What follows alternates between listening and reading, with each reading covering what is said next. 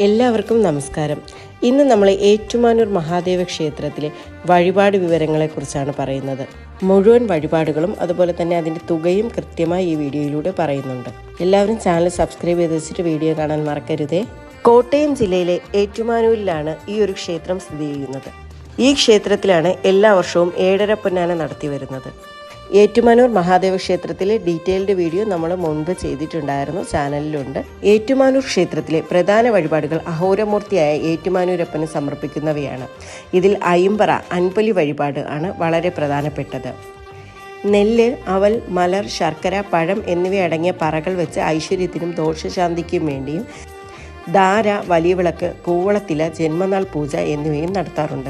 വെറും കൈയോടെ തൊഴാതെ കുറഞ്ഞത് ഒരു കൂവളത്തിലെങ്കിലും സമർപ്പിക്കണമെന്ന വിശ്വാസം ഈ ക്ഷേത്രത്തിന് പ്രത്യേകമായുണ്ട്.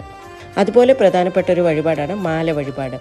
കൂവളത്തില മാല, താമരപ്പൂമാല, തുളസിമാല എന്നിവ ക്ഷേത്രത്തിനകത്തുനിന്ന് തന്നെ വാങ്ങിക്കാവുന്നതാണ്. അഘോരമൂർത്തിയാണ് ഏറ്റുമാനൂരപ്പൻ. ഏറ്റുപറയുന്ന പാപങ്ങളെല്ലാം കേൾക്കുകയും പൊറുക്കുകയും ചെയ്യുന്ന ദേവനാണ്.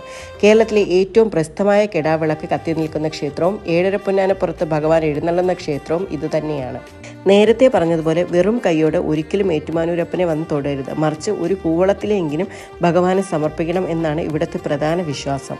കാരണം നമ്മൾ ഭഗവാൻ എന്ത് കൊടുക്കുന്നുവോ അതിൻ്റെ ഇരട്ടിയായി ഭഗവാൻ നമുക്ക് തിരിച്ചു തരുമെന്നതാണ് വിശ്വാസം.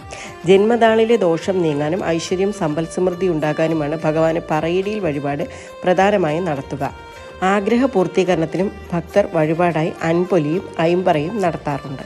പറയിൽ നിറയ്ക്കുന്ന ഓരോ വസ്തുക്കൾക്കും ഓരോ ഫലങ്ങളാണ്. അതിൽ പ്രധാനപ്പെട്ടത് നെൽപ്പറയാണ്. കുടുംബത്തിൽ ഐശ്വര്യവും ഉയർച്ചയും ഉണ്ടാകാനാണ് നെൽപ്പറ വയ്ക്കുന്നത്. മറ്റു വഴിപാടുകൾ നോക്കാം.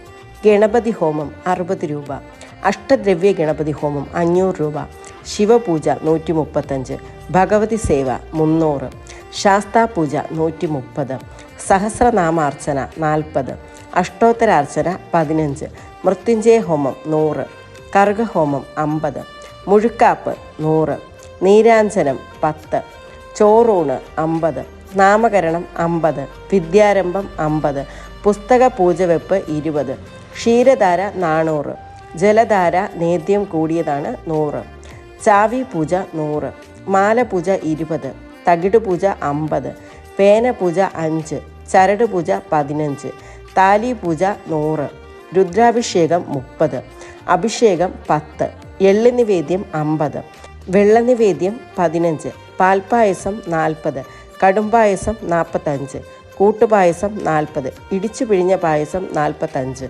അരവണ 65. എള്ള് നിവേദ്യം, വെള്ളനിവേദ്യം, പാൽപ്പായസം, കടുംപായസം, കൂട്ടുപായസം, ഇടിച്ചു പിഴിഞ്ഞ പായസം, അരവണ എല്ലാം തന്നെ 1/4 ലിറ്ററിൻ്റെ വിലകളാണ് പറഞ്ഞിട്ടുള്ളത്. അപ്പം 50, നമസ്കാരം 20, കൂട്ട നമസ്കാരം 40, ത്രിമധുരം 70, കളമെഴുത്തും പാട്ടും 1250, ചിറപ്പ് 1500, അടിമ 50, ഉത്സവബലി 2500, പുഷ്പാഭിഷേകം 1000, ശതകലശം 1750, സഹസ്രകലശം 10000, പുണ്യാഹം 10, ആലുവിളക്ക് 350, ആയില്യം പൂജ 35, നിറമാല 100, കെട്ടുനിറ 35, സ്വയംവരാർച്ചന 30, ഭാഗ്യസൂക്താർച്ചന 30, മൃത്യുഞ്ജയാർച്ചന 30, ശത്രുസംഹാരാർച്ചന 30, ഐക്യമത്യ സൂക്താർച്ചന 50, കുടുംബാർച്ചന 50, ഉമാമഹേശ്വര അർച്ചന 30, പാളയും കയറും 25, വിവാഹം 3000, നിറയും പുത്തരിയും 15, തൃക്കൈ വെണ്ണ 25, ചുറ്റുവിളക്ക് 2250, കാപ്പ് പൂജ 25, ചതുശതം 1000, ഉദയാസ്തമന പൂജ 6250, നിവേദ്യം 15, കളഭാഭിഷേകം 13000. തുലാഭാരത്തെക്കുറിച്ചാണ് ഇനി പറയുന്നത് കേട്ടോ. തുലാഭാരം 125 ആണ് രസീത്. അതുപോലെ ശർക്കര, പഞ്ചസാര, എള്ള്, എണ്ണ, അരി, നെല്ല്, കയറ്, വിറക്, ചെറുകായ്, പൂവൻകായ്, കദളിക്കായ്, ഏത്തക്കായ്, കരിക്ക്, നാളികേരം, ചന്ദനം ഇവയിലെല്ലാം തന്നെ തുലാഭാരം വഴിപാടായി നടത്താവുന്നതാണ്. പറ വയ്ക്കുന്നത് നോക്കുകയാണെങ്കിൽ നെല്ല്, ശർക്കര, പഞ്ചസാര, അരി, അവൽ, മലർ, എള്ള് കൊണ്ടാണ് പറ നടത്തുക. നെല്ലിന് 120 രൂപയും, ശർക്കരയ്ക്ക് 300, പഞ്ചസാരയ്ക്ക് 300, അരിക്ക് 300, അവലിനാണെങ്കിൽ 180 രൂപയും, മലറിനാണെങ്കിൽ 120 രൂപയും, എള്ളിനാണെങ്കിൽ 280 രൂപയുമാണ് തുകയായി വരുന്നത്. ഏറ്റുമാനൂർ മഹാദേവ ക്ഷേത്രത്തിലെ മുഴുവൻ വഴിപാടുകളെക്കുറിച്ചുമാണ് കേട്ടോ ഇന്നത്തെ വീഡിയോയിലൂടെ പറഞ്ഞത്. അപ്പോൾ തുകയുടെ കാര്യത്തിൽ ചിലപ്പോൾ ഏറ്റക്കുറച്ചിലുകൾ ഉണ്ടായേക്കാം. എല്ലാവർക്കും നല്ലൊരു ദിവസമാകട്ടെ എന്ന് പ്രാർത്ഥിച്ചുകൊണ്ട് ഇന്നത്തെ വീഡിയോ ഇവിടെ നിർത്തുന്നു. എല്ലാവർക്കും നന്ദി, നമസ്കാരം.